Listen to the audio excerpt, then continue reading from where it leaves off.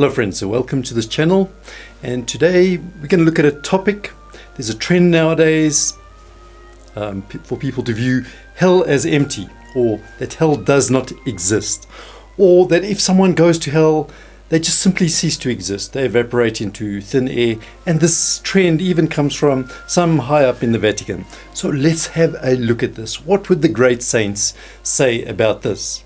Now, to me, it looks pretty clear, because the words of our Lord, he often speaks of this place, Gehenna, of the unquenchable fires of Gehenna, and even that he himself pronounces, "Depart from me, ye cursed, into the eternal fire."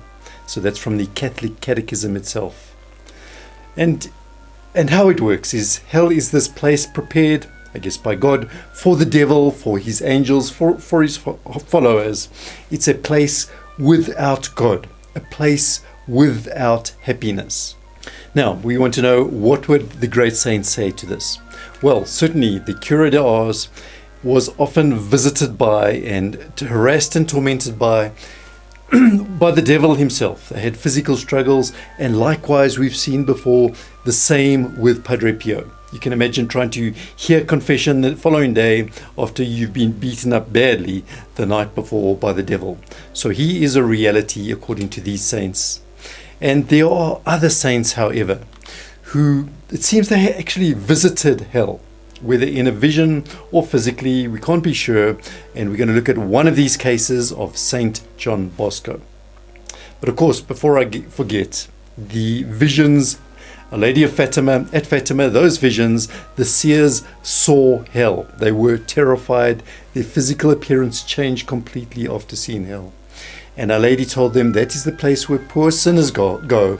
And it's often because they have no one to pray for them, to offer sacrifices for them. Now, St. John Bosco had the privilege, the unfortunate privilege, I guess we could say, of having been to hell, of having visited hell. And this in fact happened in an apparition or a vision he had.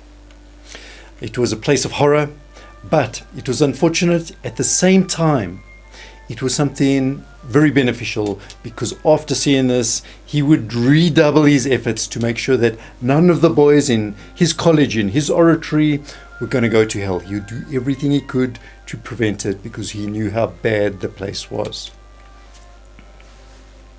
Often in St. John Bosco's dreams, he had prophetic knowledge was given to him, future events that did come to pass, or you'd see the state of a soul of someone, one of the boys in his school, and it would prove to be accurate.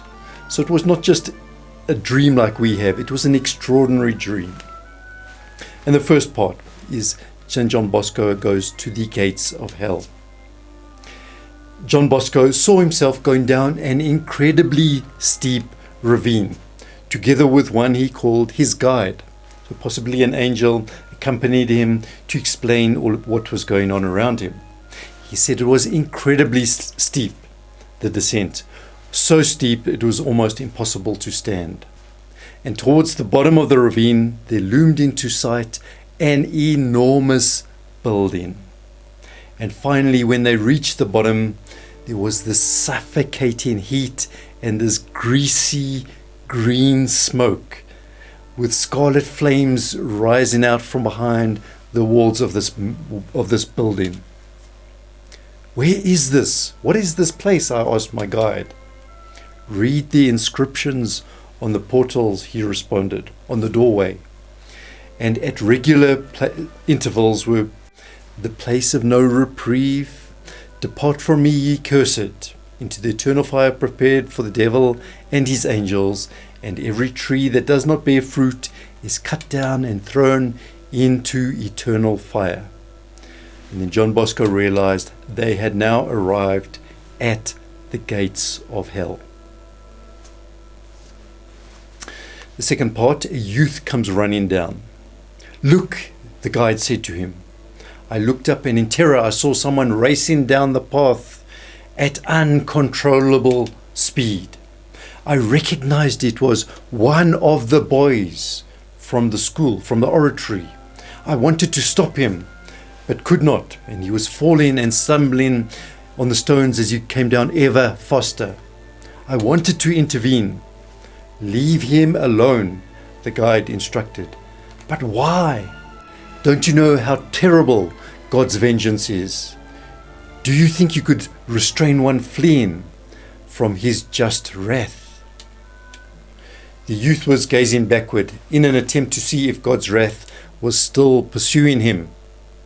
And the next moment he fell tumbling all the way to the bottom of the ravine, crashing against the bronze door. And at that, the door sprang open, and instantly 1,000 other portals inside opened too. And inside we saw the jaws, the furnace jaws, which were sprouting these balls of fire. The doors then sprang shut. "Wait," he ordered, "and watch." It's a guide, of course. And 3 other boys of ours came screaming in terror down the path, rolling down like massive rocks, one behind the other, crashing into the massive portal, which immediately sprang open once again and sucked them into an endless corridor. And at intervals, other lads came tumbling down too. There was one unlucky boy who was pushed down the slope by an evil companion, but others were arm in arm, quite happy to descend there on their way to hell. And each bore the name of their sin right there on the forehead.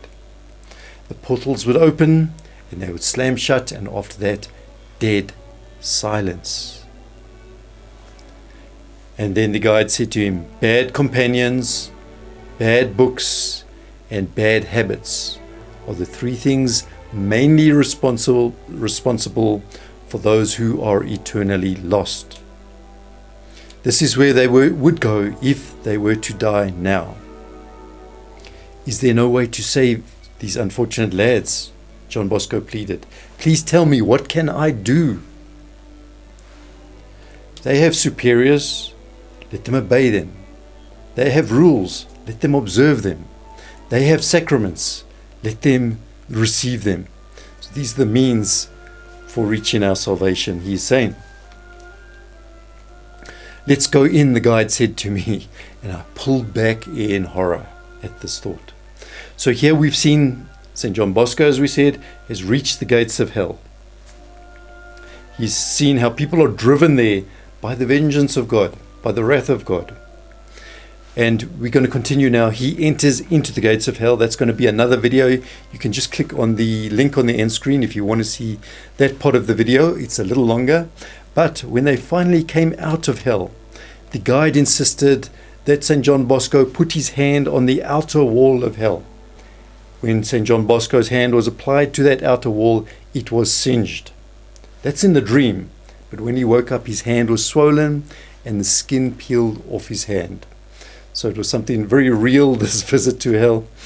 And you're welcome to watch the other part when he was actually in hell, what they saw there, what they experienced. Just click through on the other video. We do thank you for watching this video.